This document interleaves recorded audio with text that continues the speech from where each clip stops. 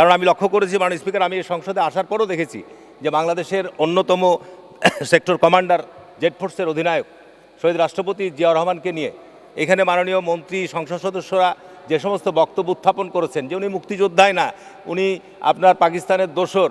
এখানে অনেক মুক্তিযোদ্ধা আছেন যিনি উনার সঙ্গে যুদ্ধ করেছেন। আমি শুধু মাননীয় মন্ত্রীর উদ্দেশ্যে আপনার মাধ্যমে জানাতে চাই যে শহীদ রাষ্ট্রপতি জিয়াউর রহমান জেড ফোর্সের কমান্ডার ছিলেন এবং উনি প্রথম, তৃতীয়, অষ্টম ব্যাটালিয়ন ইস্ট বেঙ্গল রেজিমেন্ট নিয়ে মুক্তিযুদ্ধে অংশগ্রহণ করেছেন, সরাসরি মাঠে যুদ্ধ করেছেন। শুধু তাই নয় মাননীয় স্পিকার, 1900 স্বাধীনতা উত্তর যে সমস্ত সেক্টর কমান্ডার বীরত্বের সাথে যুদ্ধ নেতৃত্ব দিয়েছেন, সবচাইতে বেশি এখানে 287 জন মুক্তিযোদ্ধা শাহাদাত বরণ করেছেন এবং এই সেক্টরের 2 জন বীর শ্রেষ্ঠ উপাধিতে আপনার ভূষিত হয়েছেন সিপাহী হামিদুর রহমান, ল্যান্স নায়েক মুন্সি আব্দুর রউফ। মাননীয় স্পিকার, এছাড়াও জিয়াউর রহমান পাকিস্তানে 1900। ধন্যবাদ মাননীয় সদস্য। মাননীয় সদস্য, এটা তো আপনার এই জনমত যাচাইয়ের সাথে, জি বলবেন, সংশোধনীতে বলবেন, শেষ করুন। জি আচ্ছা, যে জিয়াউর রহমান মুক্তিযোদ্ধা না, জিয়াউর রহমান আপনার এই মুক্তিযুদ্ধে অংশগ্রহণ করেনি পাকিস্তান, এগুলোকে আপনাকে এক্সপান্স করতে হবে। এগুলো অসত্য। এগুলো যদি আপনি এক্সপান্স না করেন তাহলে সংসদে আমরা কথা বলে লাভ কি মাননীয় স্পিকার? আমি মনে করি যে এখানে ন্যাশনাল আর্কাইভসের মুক্তিযুদ্ধের দলিল রচিত হয়েছে, তার মধ্যে কি জিয়াউর রহমানকে মুক্তিযোদ্ধা হিসেবে মুক্তিযুদ্ধ দলিলে লিপিবদ্ধ নাই? তাহলে আপনি আজকে এই সমস্ত কথা কেন আমরা বলছি, কেন এই বিতর্কগুলো করছি? এগুলো আমি মনে করি পরিহার করা উচিত। ন্যাশনাল আর্কাইভকে আরও শক্তিশালী করার জন্যই আইনটি আনা হচ্ছে। আমি আশা করব যে এর মধ্য দিয়েই ন্যাশনাল আর্কাইভের মধ্য দিয়ে আমাদের জাতির ইতিহাস, ঐতিহ্য, সংস্কৃতিকে আমরা ধারণ করব, সংরক্ষণ করব এবং এটিকে আমরা ভবিষ্যৎ প্রজন্মের কাছে তুলে ধরব। মাননীয় স্পিকার, আপনাকে ধন্যবাদ। এই সংসদ ভবনে জিয়াউর রহমানের কবর আছে, এটা প্রতিষ্ঠা করার চেষ্টা করছে, কিন্তু ওখানে যে জিয়াউর রহমানের কবর নাই মাননীয় স্পিকার, এটা 40 বছর আগে এটা সিদ্ধান্ত হয়ে গেছে। আমি আপনাকে খালি বিষয়টা তুলে ধরতে চাই। 20 জুন 1981 আমি তখন নতুন পার্লামেন্ট মেম্বার, জিয়াউর রহমান মারা গেছে। জিয়াউর রহমানের মৃত্যুর পর তার পরিবারের কেউ দেখে নাই তার লাশ, খালেদা জিয়া দেখে নেই। তারপর তারেক জিয়া ইত্তেফাকে বেরোইছে, সেখানে যে কান্নাকাটি করছে, আমার বাপের রাজ দেখা। শাহজি যেটা চালাকি করছে, সে বলছে যে লাশ পাওয়া যাকে না একটা বাক্স পাঠায় দাও, সেই বাক্স এখানে পাঠায় দিচ্ছে। জনমনে বিভিন্ন সন্দেহ যে কিসে জানাজা করতেছি, বাক্সে না জিয়াউর রহমান আছে, কেন কোনো মন্ত্রীও দেখেনি। তখন মাননীয় স্পিকার, আমি পার্লামেন্টে, সরকার তখন বিএনপির সরকার, ক্ষমতার সব তাদের, আমি 20 জুন 1981 আমি পার্লামেন্টে সরকারের কাছে জানতে চাইছিলাম মাননীয় স্পিকার কী চাইছে, এটা প্রসিডিংয়ে আছে। 40 বছর পর আবার লাশ নিয়ে কেন লাফালাফি করছেন? ওটা তো প্রমাণই করতে পারেন নাই। আমি সেদিন বলছিলাম আপনারা প্রমাণ করেন। কি বলছিলাম? মাননীয় স্পিকার, রাষ্ট্রপতি জিয়াউর রহমানের মৃত্যুর পর তার লাশ নিয়ে বিভিন্ন জায়গায় ও বিভিন্ন জনমনে বিভিন্ন সন্দেহ দেখা দিয়েছে। এটা আমার সেই সময়কার বক্তব্য। রাষ্ট্রপতি দেখার জন্য বহু লোক সমাবেত হয়েছিলেন, কিন্তু কাকেও লাশ দেখানো হয়নি। তাই জনমনের সন্দেহ, এ লাশ কার লাশ? জনগণের সন্দেহ ওই বাক্সের ভিতরে কোনো লাশ আছে কিনা। তাই আমি সরকারকে অনুরোধ করব, যদি ওটা রাষ্ট্রপতি জিয়াউর রহমানের লাশ হয়ে থাকে তাহলে নিশ্চয়ই আপনাদের কাছে সেই লাশের ছবি আছে। আগামী 2 দিনের ভিতর পত্রপত্রিকা সেই ছবি ছাপিয়ে জনমনের সন্দেহ। এমপি হারুনের কি কারণে পরিমণির ব্যাপারে এত আগ্রহ? মাননীয় স্পিকার, উনি বললেন যে পরিমণি নিয়ে এমপি হারুন কেন এত কথা বলছেন। মাননীয় স্পিকার, আজকে আপনারকেই এই প্রশ্ন করতে চাই। নিশ্চয়ই আজকের ডেইলি যে সমস্ত পত্রিকাগুলো দেখেছেন, আজকে পত্রিকার প্রায় অধিকাংশ পত্রিকায় একেবারে ফ্রন্ট পেজে কিন্তু পরিমণির খবর আছে। কারণ খবরটা কেন হচ্ছে? খবর কেন হয়, খবরের কিছু অসঙ্গতি থাকে, যে কারণে তো খবর হয়। আমি যে কারণে ওই সংসদের যে 3টি পয়েন্ট উত্থাপন করেছিলাম, আমি আপনার মাধ্যমে তো মাননীয় সদস্য নাই, আগামী সংসদে আসবে, আমি আপনাকে অনুরোধ করব ওই ওনার যে বক্তব্যের মধ্যে অসংসদীয় যে সমস্ত বক্তব্য উত্থাপন করেছেন সেগুলো আপনি এক্সপান্স করার, পরীক্ষা নিরীক্ষা করে এক্সপান্স করার। আমি যদি করে থাকি আমারটা এক্সপান্স করবে, কোনো অসুবিধা নাই। মাননীয় স্পিকার, এগুলো পার্লামেন্টের প্রসিডিংসের মধ্যে আছে। আমাদের এখন সামাজিক যোগাযোগ মাধ্যম ইউটিউব, ফেসবুকের মধ্যে স্পষ্টভাবে আমাদের পূর্ণাঙ্গ বক্তব্য রয়েছে, এবং আমি ওই বক্তব্যের আমি আশা করব যে আগামী সংসদে অবশ্যই এটি জাতীয় একটি সংকট, মাননীয় স্বরাষ্ট্রমন্ত্রী অবশ্যই এ ব্যাপারে জাতির সামনে বিবৃতি প্রদান করবেন। মাননীয় স্পিকার, আজকে পার্লামেন্ট শুধু নয়, আজকে হাইকোর্ট থেকে আজকের পত্রিকায় যে নিউজ, গতকালকে এই পরিমণিকে কেন রিমান্ডে এভাবে নেওয়া হলো তার জন্য দুজন বিচারক জজ কোর্টের হাইকোর্টে এসে ক্ষমা প্রার্থনা করেছে। সর্বনাশ! সেটা মাননীয় স্পিকার, আমার মনে হয় এই বাংলাদেশের 50 বছর ইতিহাসে এই ধরনের ঘটনা নজিরবিহীন। আজকে বাংলাদেশের শীর্ষ রাজনৈতিক নেতারা রিমান্ডের শিকার হচ্ছেন, আদালত জানে না, উচ্চ আদালত। পারসেপশনটা কোথায় যাচ্ছে মাননীয় স্পিকার উচ্চ আদালতের? আজকে মাননীয় স্পিকার, আমি আপনার মাধ্যমে বলতে চাই, এখানে আইনমন্ত্রী আছেন, আজকে এই পারসেপশনটা কোথায় যাচ্ছে? আজকে দেশের আলেম ওলেমারা দিনের পর দিন, যুগের পর যুগ আজকে জেলখানায় রয়েছে, তাদের ব্যাপারে রিমান্ড নেওয়া হচ্ছে, তাদের ব্যাপারে কি আদালত দেখছে না? মাননীয় স্পিকার, এটা ভেরি ইম্পর্টেন্ট। মাননীয় স্পিকার, আপনি এই কথাগুলো বলতে দিন। আমি মাননীয় স্পিকার, যেহেতু সংসদ তো আজকে শেষ, আমি এই কারণে অনুরোধ করবো আপনাকে যে আজকে আমাদের এই যে বর্তমান সরকারের রাষ্ট্রযন্ত্রের এই সমস্ত অঙ্গগুলো আজকে যেভাবে অ্যাক্ট করছে, এটা মাননীয় স্পিকার রাষ্ট্রের জনগণের কাছে পারসেপশনটা খুব খারাপভাবে যাচ্ছে। আমি মনে করি যে এগুলোর ব্যাপারে আমরা যে জায়গায় আছি সেই জায়গাগুলোতে আমাদের উদ্যোগ নেওয়া দরকার। আইনমন্ত্রী আছেন, আইনমন্ত্রীকে আমি অনুরোধ করব যে আজকে এই বিষয়গুলোর ব্যাপারে আপনি একটা উদ্যোগ গ্রহণ করুন। উচ্চ আদালতের বিচারক নিয়োগের ব্যাপারে আমাদের মাননীয় সদস্যরা বারবার বলে আসছি, কারণ কি উচ্চ আদালতের বিচারকরা নিয়োগ যদি আপনি দলীয়করণ থেকে বেরিয়ে না আসেন, উপযুক্ত যোগ্য বিচারক না দিতে পারেন, তাহলে আপনাদেরকে সন্তুষ্ট করার জন্যই আওয়ামী মার্কা বিচারকরা কিন্তু এই ধরনের বক্তব্য দিতেই থাকবে। আপনি এই কোভিডকালীন সময়েও অত্যন্ত বিচক্ষণতার সাথে, শৃঙ্খলার সাথে সংসদ পরিচালনা করছেন, এজন্য আপনাকে ধন্যবাদ জানাচ্ছি। আগামী সংসদের অধিবেশন আল্লাহ পাক যেন আমাদেরকে এখানে শরীক হওয়ার সুযোগ দেন, এটাও আল্লাহর কাছে প্রার্থনা করছি, এবং আশা করব সংসদের যে কার্যাবলীর মধ্যে অন্যান্য যে কর্মসূচিগুলো আপনার বর্তমানে স্থগিত থাকছে সেগুলো যেন চালু করতে পারেন, সে ব্যাপারেও আপনি উদ্যোগ গ্রহণ করবেন। মাননীয় স্পিকার, আমি আপনাকে কার্যপ্রণালী বিধির 303 বিধিতে স্পিকার শৃঙ্খলা রক্ষার কথা বলা হচ্ছে। এখানে বলছে স্পিকার শৃঙ্খলা রক্ষা করিবেন এবং তাহার সিদ্ধান্তসমূহ কার্যকর করিবার জন্য প্রয়োজনীয় সমস্ত ক্ষমতা তার থাকিবে। এটা কার্যপ্রণালী বিধিতে এখানে আপনাকে ক্ষমতা দেওয়া হয়েছে। এবং 307 বিধিতে মাননীয় স্পিকার যদি মনে করেন যে বিতর্কে এমন সকল শব্দ ব্যবহৃত হইয়াছে যাহা অবমাননাকর, অশোভন বা সংসদ রীতি বিরোধী বা অমর্যাদাকর, তাহা হইলে তিনি নিজ ক্ষমতা বলে অনুরূপ শব্দাবলীকে সংসদের কার্যবাহী হইতে বাতিল করিতে পারিবেন। আমি মাননীয় স্পিকার এই কার্যপ্রণালী বিধির এই বিষয়টি উল্লেখ করলাম এই কারণেই যে আমরা মাঝে মাঝে লক্ষ্য করি, আমি গত 3 তারিখে এই সংসদের অধিবেশনেই আমি একটা বিষয়ে দৃষ্টি আকর্ষণ করেছিলাম আপনার মাধ্যমে স্বরাষ্ট্রমন্ত্রীর। সুনির্দিষ্ট সংবিধানের 18 অনুচ্ছেদের আলোকে 3টি বিষয়ে স্বরাষ্ট্রমন্ত্রীর বিবৃতি দাবি করেছিলাম। এর মধ্যে যদি মাননীয় স্পিকার আমি যদি কোনো ভুল করে থাকি, সংসদীয় ভাষার মধ্যে যদি কোনো ত্রুটি থেকে থাকে, দয়া করে আপনি আমাকে শিক্ষা দিবেন, আমি আপনার কাছে শিখতে চাই, কোনো অসুবিধা নাই মাননীয় স্পিকার।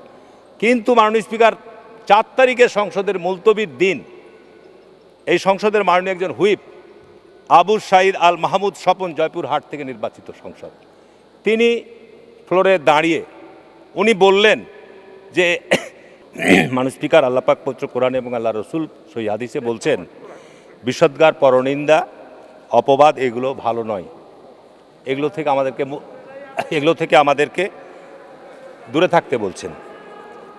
আমরা সংসদের লবিতে ঢুকে কোরআনের আয়াত লেখা রয়েছে মাননীয় স্পিকার, সূরা বাকারার 42 নম্বর আয়াত, তোমরা জানা সত্ত্বেও সত্য গোপন করিও না এবং সত্যের সাথে মিথ্যা মিশ্রিত করিও না। এগুলো একেবারে আল্লাহর কোরআনের আয়াত মাননীয় স্পিকার। আমরা জাতীয় সংসদে আইন প্রণেতা, আমরা এখানে আইন প্রণয়ন করার জন্য সংসদে আসছি, অবশ্যই আমাদেরকে এই অনুসরণগুলো কেন লেখা হয়েছে, এর চাইতে মাননীয় স্পিকার আর উত্তম দলিল কিছু হতে পারে না। মাননীয় সাংস্কৃতিক মন্ত্রী এই বিলের আলোচনা প্রসঙ্গে জিয়াউর রহমানকে নিয়ে যে কথা বলেছেন, জিয়াউর রহমানকে নিয়ে কথা বলার সময় ভাঙা সুটকেস আর ছেঁড়া গেঞ্জির কথা বলেছেন।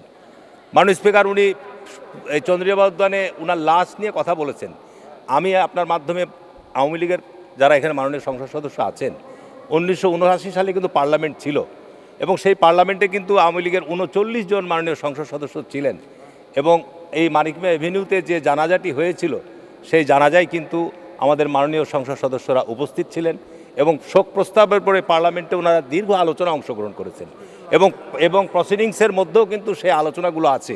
আমি দয়া করে আমার কথার মধ্যে যদি কোনো অপ্রাসঙ্গিক কথা থাকে আপনি এক্সপান্স করে দিন। আমি মাননীয় স্পিকার এই কারণেই বলছি যে আজকে জাতীয় আর্কাইভ নিয়ে আলোচনা হচ্ছে, আমরা এমন কোনো অপ্রাসঙ্গিক কথা নিয়ে কথা বলবো না। আমি শহীদ রাষ্ট্রপতি জিয়াউর রহমানের লাশ নিয়ে এখন কথা বলছেন, এখানে আজকে জাতীয় পার্টির প্রধান জেনারেল এরশাদ সাহেব তৎকালীন সময় সেরা প্রধান ছিলেন। একজন যদি মৃত্যুবরণ করে আপনার মানে অপ্রাসঙ্গিকভাবে অপমৃত্যু হয় তাহলে কিন্তু তার পোস্টমর্টম রিপোর্ট লাগে। শেষ করুন 1 মিনিট, জি শেষ এটা করুন। কিন্তু আপনার এই মৃত্যুর পর কিন্তু পোস্টমর্টম হয়েছে, তার লাশের পোস্টমর্টম হয়েছে, সামরিক ট্রাইব্যুনালে বিচারও হয়েছে মাননীয় স্পিকার। সুতরাং এগুলো তো সত্য ঘটনা, এগুলো তো অসত্য কিছু নয়। আজকে জেনারেল এরশাদ জীবিত থাকলে কিন্তু উনি লজ্জা পেত, উনি লজ্জা পেয়ে মুখ ঢাকতো মাননীয় স্পিকার। আমি মাননীয় স্পিকার আপনাকে অনুরোধ করব যে এগুলো এগুলো এগুলো কথা আমি বলছি, যদি আমার অসত্য কিছু আপনি এক্সপান্স করেন, কিন্তু আমি মাননীয় স্পিকার আপনাকে অনুরোধ করব যে আজকে অপ্রাসঙ্গিক কথা নিয়ে আমরা অহেতুক আমাদের সময় নষ্ট করার দরকার নাই। আমি মাননীয় সাংস্কৃতিক মন্ত্রীকে অনুরোধ করব যে এই বিষয়গুলো না বলাই ভালো এবং এগুলো যে সমস্ত অসত্য কথা সেগুলো আপনি এক্সপান্স করে দিবেন। আর শিল্পকলা ভবন বা সাংস্কৃতিক চাঁপাইনবাবগঞ্জ নিঃসন্দেহে মাননীয় স্পিকার গম্ভীরা, আলকাপগান, জারিগান এসব ক্ষেত্রে অত্যন্ত উর্বর এলাকা। আমার ওখানে আমি ওই সময় একটা শিল্পকলা ভবন তৈরি করেছিলাম, গত 10 বছর থেকে সেখানে রংটাও লাগেনি। আমি অনুরোধ করবো অন্তত পক্ষে রং চং করা, ওখানে যে অডিটোরিয়ামটা আছে সেটা সংস্কার করার জন্য টাকা বরাদ্দ দিবেন। আর এই সমস্ত ন্যাশনাল আর্কাইভের যে মাননীয় স্পিকার, এখানে আপনি বিলের উদ্দেশ্যের মধ্যে বলছেন বিদ্যমান চাহিদার বিপরীতে প্রয়োজনীয় বিদ্যুৎ উৎপাদন সক্ষমতা অর্জিত হয়েছে এবং মানুষের ঘরে ঘরে বিদ্যুৎ পৌঁছে দেওয়া হয়েছে, এটা উদ্দেশ্য কারণের মধ্যেই বলছেন। তাহলে 2010 সালে যে আপনি আইনটা করলেন, মাননীয় স্পিকার আমাকে একটু সময় দিবেন।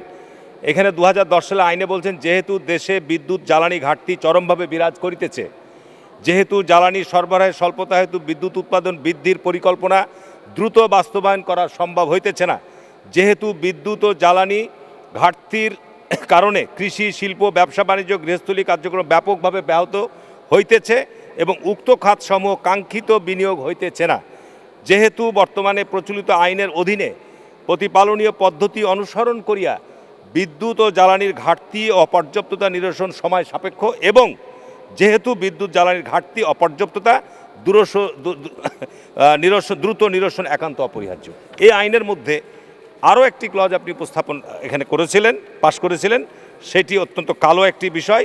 সেখানে বলছেন যে এই আইনের অধীনে 9 অনুচ্ছেদে বলছেন এই আইনের অধীনে কৃত বলিয়া বিবেচিত কোনো কার্য, গৃহীত কোনো ব্যবস্থা, প্রদত্ত কোনো আদেশ বা নির্দেশের বৈধতা সম্পর্কে কোনো আদালতের নিকট উপস্থাপন করা যাবে না।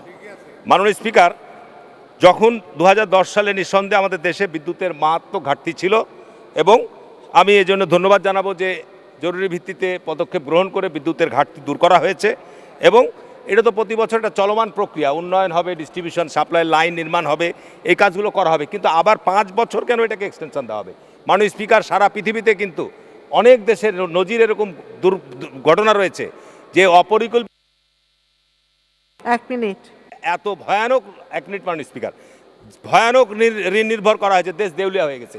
কালকে দেখলাম অর্থমন্ত্রীর একটা বিবৃতি যে বর্তমান বাংলাদেশে মাথাপিছু ঋণের পরিমাণ 25,000 কোটি টাকা। আমি মাননীয় স্পিকার 5 বছর পর আমার মনে হয় বাংলাদেশের মাথাপিছু ঋণের পরিমাণ 50,000 টাকা দাঁড়াবে, কারণ এখানে আপনার রূপপুর পারমাণবিক বিদ্যুৎ প্রকল্প, মাতারবাড়ি প্রকল্প সহ আরও 5 বছরের মধ্যে মাননীয় বিদ্যুৎ মন্ত্রীর কাছে আমি জানতে চাচ্ছি আপনার মাধ্যমে যে আগামী 5 বছরের মধ্যে আমাদের জাতীয় গ্রিডে আরও কত হাজার মেগাওয়াট বিদ্যুৎ আসবে। তো এখনই আমি 26 মেগাওয়াট বিদ্যুৎ উৎপাদন করছি, 13,000 প্রয়োজন, 13,000 অতিরিক্ত বিদ্যুৎ কি আমি ভারতে রপ্তানি করতে পারবো? অতিরিক্ত বিদ্যুৎ কি আমি পার্শ্ববর্তী কোনো দেশে রপ্তানি করতে পারবো? তাহলে এত বিশাল বিনিয়োগ এখানে যে আপনার বিদেশি বৈদেশিক ঋণ নিয়ে বিশাল অঙ্কের বিনিয়োগ করে যে বিদ্যুৎ উৎপাদনে যাচ্ছি, এটা আমি কোত্থেকে পরিশোধ করবো মাননীয় স্পিকার? অবহিত অবস্থায় পড়ে থাকবে। যে আমি মনে করি এই 5টি বছরের জন্য আবার এটিকে অনুমোদন নিচ্ছেন, এখানে যে ব্যাপক আকারে ভর্তুকি দেওয়া হচ্ছে, অনিয়ম করা হচ্ছে, দুর্নীতি করা হচ্ছে, এটিকে আরও বৈধতা, যেমন আইনের আশ্রয় লাভ আমরা করতে না পারি। বিশেষ বিধান বা স্পেশাল পাওয়ার বা অর্ডিন্যান্স, এই সমস্ত রাষ্ট্রের প্রয়োজনে বিভিন্ন সময় বিভিন্ন সরকারের আমলে মাননীয় স্পিকার গ্রহণ করা হয়েছে। যেমন বঙ্গবন্ধু শাসন আমলে 1974 বিশেষ ক্ষমতা আইন এই সংসদে পাশ করা হয়েছিল এবং কারণ কি ছিল যে সেই সময় যে রাজনৈতিক অস্থিরতা হানাহানি ছিল সেটিকে নিয়ন্ত্রণ করার জন্য স্পেশাল পাওয়ার অ্যাক্টটি আনা হয়েছিল। কিন্তু মাননীয় স্পিকার এরপরও বিভিন্ন সময় সন্ত্রাস দমন, আপনার ধর্ষণ বা মাদকের বিস্তার এসব ক্ষেত্রেও বিভিন্ন সময় স্পেশাল পাওয়ার বা এই ধরনের আইন অর্ডিন্যান্স হয়েছে। কিন্তু একটা আইন তৈরি করলেন 2010 সালে বিশেষ বিধান, সেইটি মাননীয় মন্ত্রী যা তথ্য আমাদের দিলেন এতে কিন্তু উনি সন্তুষ্ট করতে পারেননি জাতিকে। মাননীয় স্পিকার, বিশেষ বিধান কেন 16 বছর ব্যাপী চলবে? এটা কেন আপনার এত লাগামহীনভাবে চলবে? এটা তো একটা মন্ত্রণালয়ের যে সমস্ত ডেভেলপমেন্ট কাজ, আপনার লাইন নির্মাণ, আন্ডারগ্রাউন্ড লাইন নির্মাণ, সম্প্রসারণ, বিতরণ, এগুলো তো একটা চলমান প্রক্রিয়া।